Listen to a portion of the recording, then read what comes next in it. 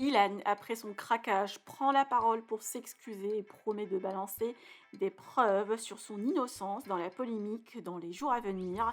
Il profite pour clasher Alix et remercier Mila et Isabeau.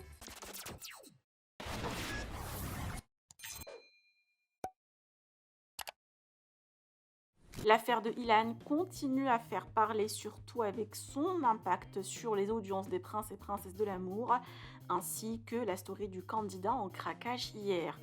Ilan a fait une vidéo où il était en larmes pour accuser Alix d'avoir brisé sa famille et sa vie, et suite aux critiques et moqueries qu'il a reçues par certains internautes et candidats, il a supprimé la story.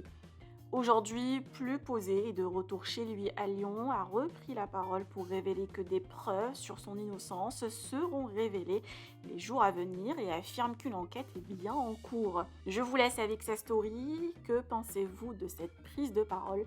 Vous pouvez partager vos avis en commentaire et n'oubliez pas de liker la vidéo et de vous abonner à la chaîne. Les amis, j'espère que vous allez bien. Déjà, je tenais à m'excuser parce que j'ai fait des stories que j'aurais pas dû faire.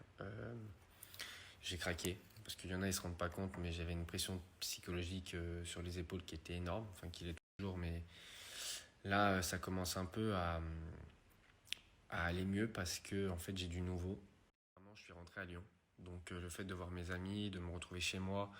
Là, tout à l'heure, je vais aller voir mes grands-parents, donc ça va me faire du bien. Et le fait rien que de me retrouver chez moi comme ça me fait du bien.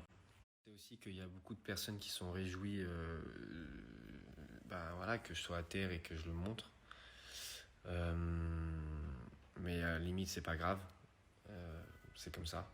Le problème que j'ai dans l'histoire, c'est que moi j'avais les preuves pour pouvoir me disculper de tout ça, mais j'étais coincé parce que je protégeais certaines personnes et je pouvais rien dire. Après, il y a aussi le fait qu'il y a une enquête en cours, donc du coup, je pouvais rien dire. Que j'ai craqué, en fait, j'ai fourni ces preuves à certaines personnes. Voilà, je leur ai dit j'en peux plus, tenez. Donc du coup, je pense que d'ici 2 3 jours, vous allez avoir un peu des nouvelles de cette affaire. Parce que effectivement, il y a le tribunal, le vrai tribunal, mais il y a aussi le tribunal médiatique et je peux pas laisser continuer les gens à me salir comme ça. Et je peux pas. De quelqu'un, j'ai demandé à Alix si elle était d'accord pour que je lui envoie cette fameuse vidéo. Quand j'ai dit à tout le monde qu'il n'avait pas de vidéo où j'agressais quelqu'un sexuellement, c'est la vérité. En revanche, il y avait une sextape qui avait été montrée à Alix ce jour-là. Mais elle en a rajouté pour m'enfoncer sur plein de points. Elle a inventé des trucs, c'est incroyable. Je n'ai rarement vu une personne aussi méchante qu'elle dans ma vie, je vous le dis. Et je lui ai proposé de lui envoyer la vidéo et de lui envoyer aussi le numéro de la fille qui est sur cette vidéo, parce que la fille, depuis le début, elle m'écrit et elle a la pression que cette vidéo sorte, parce que en fait, tout simplement, on reconnaît son appartement. Et donc sa famille reconnaîtrait son appartement si jamais cette vidéo sortait. Et en soi, elle n'a pas envie que son intimité soit développée, soit... Aujourd'hui, la preuve qu'Alix a menti, on l'a. Je pense que ça va sortir bientôt, donc vous verrez. Moi j'ai craqué parce que chaque mot, chaque insulte que je reçois depuis un mois, j'en pouvais plus. Ça devenait trop, ça partait trop loin. Euh, je sais pas quoi faire. Si je reste discret et que j'en parle pas, on me dit que je me justifie pas donc je suis coupable. Si je me justifie, on me dit que je me justifie trop donc je suis coupable. Je vous dis la vérité, je suis dans une position où je ne savais plus quoi faire. J'ai craqué. Et aujourd'hui, par rapport à l'enquête qui est en cours, je sais que mon procès, je le gagnerai. Tout simplement parce que la fille qui est présente sur cette vidéo, qui est identifiable, c'est une amie que je connais depuis très longtemps. Elle n'a pas à se retrouver sur la place publique, parce qu'elle n'a rien demandé à personne. Il n'y a personne qui a été forcé, et puis à l'époque, elle avait 22 ans. Maintenant, le problème, c'est qu'un procès, ça prend des années parfois. Et aujourd'hui, je ne peux pas m'empêcher de vivre et m'arrêter de vivre et détruire tout ce que j'ai mis à construire tout ce temps-là pour rien, en fait. Des choses qui ont été dites très graves à mon sujet, même pas que concernant justement cette vidéo, mais c'est quand même ça qui était le plus grave. Je me suis aussi justifié, j'ai aussi apporté les preuves des mensonges de certaines personnes. Je pense que tout va arriver bientôt, parce que vous savez que la vérité, ben, elle prend l'escalier, mais elle arrive toujours à un moment ou à un autre. Story l'autre soir, j'étais au plus bas. J'ai vu qu'Alix avait mis dans sa story que c'était de la comédie. Je vous dis sincèrement, je suis au fond du gouffre. Je ne sais pas comment quelqu'un peut être aussi méchant. Je sais pas comment ça peut exister, je vous dis la vérité. Je le pense. Et là, quand toutes les preuves vont sortir, et que là, ça va sortir incessamment sous peu, je me demande comment les personnes vont se défendre. Parce que tout va sortir. Parce que moi, je craque, et à un moment donné, j'ai décidé de moi me justifier et moi apporter des preuves, des vraies choses, qui prouvent par A plus B que je n'ai rien fait. J'ai décidé de reprendre ma vie comme elle était avant tout ça. Effectivement, il y a beaucoup de gens qui disent qu'il n'y a pas de fumée sans feu, mais aussi il n'y a pas de feu sans fumée. Donc à un moment donné, quand il y a de la fumée, mais qu'il n'y a pas de feu, c'est qu'aussi il y a une raison. Qui ont critiqué mon son, je comprends.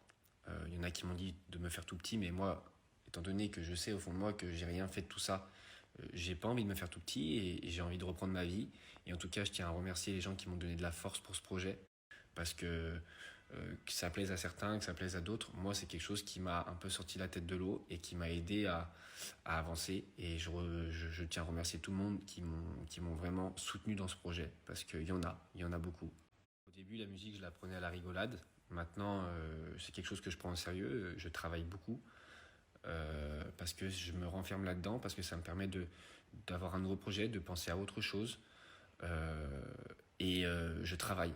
C'est-à-dire que oui, je ne suis pas parfait maintenant. Je n'ai pas la prétention d'être un chanteur. En tout cas, je prends des cours. J'avance, je travaille. Et quand on travaille, ça paye toujours un jour. Donc merci pour la force. Je vais vous remettre le lien ici de mon projet pour ceux qui veulent aller donner de la force, regarder et soutenir avec plaisir et merci beaucoup. Le lien dans ma bio avec justement toutes les plateformes. Comme ça, tout le monde peut y accéder. Et je tiens à encore remercier chaque personne qui m'ont donné du soutien, parce que vous ne pouvez pas imaginer comment ça fait du bien. J'en ai eu beaucoup, et ça m'a fait vraiment du bien. Je vais essayer de ne pas regarder les mauvais messages et les mauvais commentaires, parce qu'effectivement, il y a toujours des gens méchants ou des gens qui ont un avis où ils restent fixés, et ça, je ne pourrai jamais rien y faire. Mais là, je vais reprendre ma vie comme elle était avant, et je pense qu'aujourd'hui, j'en ai assez bavé, et franchement, stop maintenant. Si vous pouvez aller donner de la force à Isabeau, parce que croyez-moi, ça a été un des dommages collatéraux de cette histoire. Elle a souffert tout autant que moi, même peut-être voire plus, parce que c'est vrai que 3-4 jours avant cette histoire, elle a appris que sa maman avait un cancer. Donc je peux vous expliquer que la situation est très très difficile pour elle.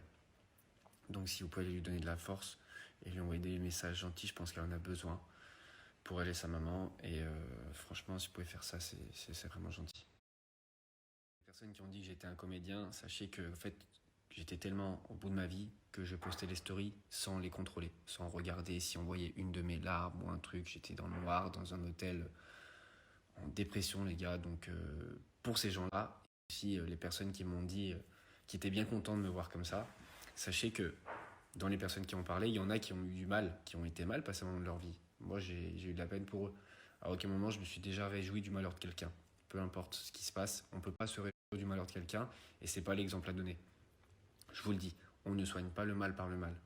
Petite parenthèse pour que vous sachiez, mon petit frère en a pris plein la gueule, parce qu'il a eu le malheur de liker l'interview qu'avait fait Alix, mais lui, quand il a liké le premier jour où c'est sorti, il ne pouvait pas imaginer une seule seconde que j'étais visé ou pas. Donc lui aussi, il la ramasse, et il n'avait rien demandé. Ouais, c'est un petit qui fait son bout de chemin et qui ne demande rien à personne, et qui est un bon garçon. En toute période difficile, il y a aussi du bon